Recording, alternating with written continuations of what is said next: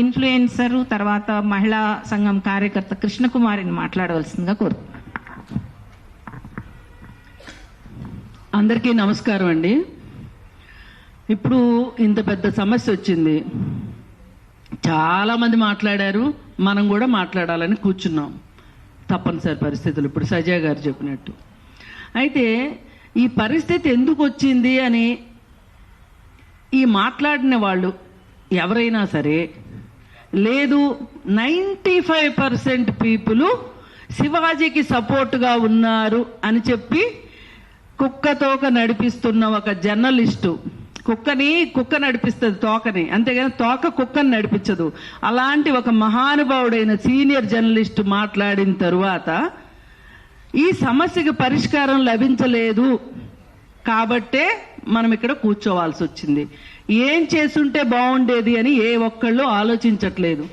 ఏంటి, ఆ రోజు శివాజీ మాట్లాడిన దానికంటే ముందుగా ఆ ఫ్యాషన్ మాల్లో నిధి అగర్వాల్ పైన జరిగిన అప్పుడు, ఇప్పుడు మనము టెర్రరిస్టులు పట్టుకోవాలి అంటే జూమ్ చేసి ఏదైతే ఇన్పుట్ ఉంటుందో జూమ్ చేసి మనుషులను గుర్తిస్తారు కదా, మరి వాళ్ళు కూడా ఒక రకంగా టెర్రరిస్టులే. నిధి అగర్వాల్ పైన అలా చేసిన వాళ్ళని గన పట్టుకుని ఉన్నట్లయితే శివాజీ అక్కడ మాట్లాడి ఉండేవాడు కాదు. ఇది ప్రభుత్వ వైఫల్యంగా నేను ఫీల్ అవుతున్నా. షీ టీమ్స్ ఉంది కదా, ఏం చేస్తుంది షీ టీమ్స్? పోలీసు ఉన్నారు, ఏం చేస్తున్నారు? వాళ్ళకి అవసరం లేదా? పోనీ సుమోటోగా అయినా తీసుకోవచ్చు కదా, ఎందుకు చేయలేదు? మొదటి రోజు ఈ టాపిక్ మీద మాట్లాడినప్పుడు మీరు టెర్రరిస్టులు పట్టుకున్నట్లే మామూలు సమాజంలో తిరుగుతున్న టెర్రరిస్టులు ఉన్నారు, వీళ్ళని పట్టుకోండి అని మాట్లాడితే ప్రభుత్వానికి చీమ కొట్టలేదు. దాంతో ఇదేదో నేను ఒక సంఘ సంస్కర్తని అన్నట్లు శివాజీ మాట్లాడినప్పుడు అక్కడ కోతుల్లాగా కిచ్చ నవ్వారు. వాళ్ళు కూడా నిందితులే. అతను సామాన్లు అనగానే నవ్వేరు చూడండి, వాళ్ళని జూమ్ చేసి వాళ్ళని పట్టుకోవాలి. ఎందుకురా నీకెందుకు నవ్వొచ్చింది, మంగపతి అని ఎంకరేజ్ చేశారు కదా, వాళ్ళని కూడా పట్టుకోవాల్సిన అవసరం ఉంది. వాళ్ళని పట్టుకోకపోవడమే చాలా మంది కోతులకి మాటలు వచ్చినాయి. ఈరోజు ఇంతమంది ప్రెస్ లో మాట్లాడారు, గంటలు ఎన్ని రోజులండి వాళ్ళని అటాక్ చేయలేక, వాళ్ళకి సంస్కారం నేర్పించలేక జరిగింది ఇది.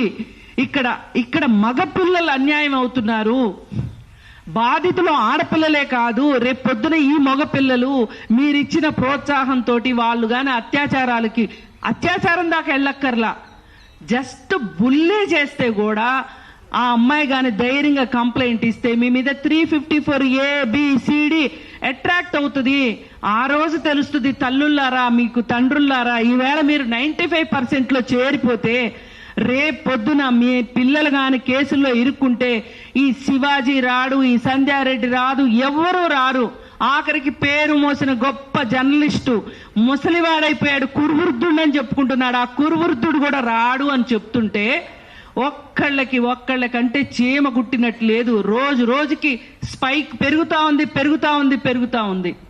దీనికి తోడు ఇవన్నీ జరిగిన తర్వాత ఇంకొక విషయం, గంగాధర్ శాస్త్రి అనబడే ఒక దగుల్బాజీ ఏం మాట్లాడాడో తెలుసా అండి? అందరి నోటీస్కి వచ్చిందో లేదో, విచిత్రమైన బట్టలు వేసుకుని మగవాళ్ళని ఆకర్షించుకునే బట్టలు వేసుకునే ప్రతి ఆడపిల్ల నా దృష్టిలో వేశ్య అని పబ్లిక్ గా ఇంటర్వ్యూ ఇచ్చాడు. ఎంత షేమ్ అంటే నేను అంటాను, ఆ అమ్మాయి వేశ్యలకు కూడా హక్కులున్నాయి, వాళ్ళ తరఫున కూడా మేము పోరాడతాం, భయమేం లేదు. ఇక్కడ వేశ్యలు ఈ సమాజం తయారు చేయబడిన వాళ్ళు. ఆ వేశ్యల దగ్గరికి వెళ్ళే విటుల సంగతి ఏంటి? వాళ్ళు గొప్పవాళ్ళ? 4 నామాలు పెట్టుకొని 2 బొట్లు పెట్టుకొని వేశ్యల దగ్గరికి వెళ్తే సరిపోతుందా? ఏం గంగాధర్ శాస్త్రి, ఇది ఖచ్చితంగా ఇట్లాంటి వాళ్ళ వల్లనే, ఈ చీడ పురుగుల వల్లనే ఈ సమస్య ఎక్కువ అవుతుంది. ఒక పక్క వేశ్యల్ని బ్లేమ్ చేస్తారు, ఓ పక్కన సినిమా హీరోయిన్లు బ్లేమ్ చేస్తారు, ఓ పక్కన రోడ్డు మీద వెళ్ళే పిల్లల్ని బ్లేమ్ చేస్తారు.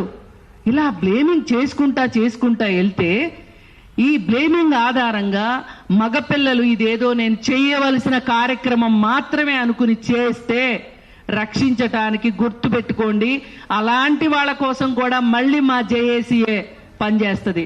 ఎందుకంటే దీనిలో నాశనం అయిపోయే పిల్లలు ఎవరంటే పేదవాళ్లే, అట్టడుగు వర్గాల వాళ్లే. ఇప్పటికే వాళ్ళు ఈ ప్రభుత్వాల వల్ల అణిచివేయబడిన వర్గాల నుంచి వచ్చే మగపిల్లలు పాపం తెలిసి తెలియక యూట్యూబుల్లో ఇవన్నీ చూసి, డబ్బులున్న వాళ్ళు ఇక్కడ దాకా రాదు వాళ్ళ వ్యవహారం, వాళ్ళ డబ్బులే వాళ్ళని రక్షిస్తుంది. ఈ రోజు శ్రవణ్ కుమార్ని రక్షించినట్టు. కానీ పేదవాళ్ళు బలవుతారు. ఆ పేదవాళ్ళకు కూడా మేమే అండుంటామని చెప్తున్నా.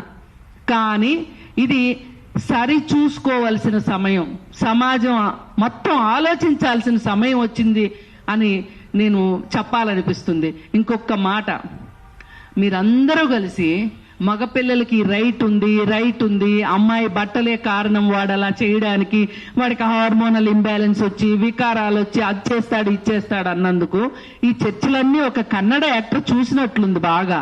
ఆమె ఏం స్టేట్మెంట్ ఇచ్చిందో తెలుసా అండి? ఢిల్లీలో వీధి కుక్కల్ని బయట ఎక్కడో షెల్టర్లో పెట్టమని చెప్పారు కదా, మరి ఇలాంటి అబ్బాయిలను కూడా షెల్టర్లో పెట్టాలేమో, అప్పుడే సమాజం బాగుంటదేమో అని చెప్పింది. ఇది నిజంగా తల్లిదండ్రులు ఆలోచించండి. మీ పిల్లలు ఒక శివాజీ మాట వినో, లేకపోతే శివాజీ మాట్లాడింది కరెక్ట్ అనే 95% మీరుంటే మరి సమాజం మీ పిల్లల్ని ఎక్కడ ఉంచుతానంటోంది? చట్టాలు ఉన్నాయి, చట్టాలని గౌరవించండి. నేను ప్రెస్ను కూడా కోరుకునేది సవినయంగా, ఒక చట్టం ఉంది అని చట్టం గురించి చెప్పండి. ఈ మొత్తం చర్చలో ఎక్కడా చట్టం అనేది లేకుండా అయిపోయింది. మనం చట్టంలో ఉన్నాం, అది గుర్తుపెట్టుకోండి. నేను ఇక్కడ ఏం మాట్లాడినా చట్టం ప్రకారమే మాట్లాడతాను, చట్టం ప్రకారమే మాట్లాడాను అన్ని ఇంటర్వ్యూల్లో కూడా. కానీ నేను మరి చాలా మర్యాదస్తురాల్ని. వీళ్ళ దృష్టిలో చీర కట్టుకున్నాను, నిండుగా ఉన్నాను, పెద్ద బొట్టు పెట్టుకున్నాను, చాలా సాంప్రదాయబద్ధంగా ఉన్నాను. నన్నెంత ట్రోల్ చేశారో తెలుసా అండి? మరి అందరికంటే ఆద్యురాలు పూజ్యురాలు సంధ్యక్కని ఎంత ట్రోల్ చేశారు? మేమేం పాపం చేశాము మీరు ఇంత ట్రోల్ చేయడానికి? సమాజం బాగుండాలనే చెప్తున్నాం. ఇప్పుడు కూడా ఎవరైనా నష్టపోతే శివాజీ లాంటి వాడు కాదు సుమా, ఎవరైనా మధ్యతరగతి పిల్లలు నష్టపోతే వాళ్ళకి కౌన్సిలింగ్ ఇవ్వడానికి, వాళ్ళకి చట్టపరమైన సహాయం ఏదైనా చేయడానికి మేము సిద్ధంగా ఉన్నాము.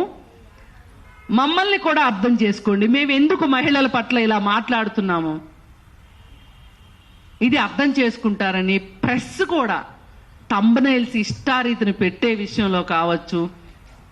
ఏమండి, మంచి మాట సంవత్సరాల తరబడి నిలబడుతుంది, ఒక చెడ్డ మాట చాలా త్వరగా పాపులర్ అవుతుంది, అంతే త్వరగా మాయం అవుతుంది. ఇది గుర్తుపెట్టుకోవాలని ప్రెస్ను కూడా కోరుకుంటూ, అమ్మాయిల హక్కు, ఆడవాళ్ల హక్కు వస్త్రధారణ, ఇంతకంటే మాట్లాడటానికి ఏం లేదు. వస్త్రధారణ గురించి ఇంకొకళ్ళు ఎవరైనా మాట్లాడాలి అని సాహసిస్తే కూడా చర్యలు చాలా తీవ్రంగా ఉంటాయి అని మటుకు చెప్పదలుచుకున్నాను. Thank you.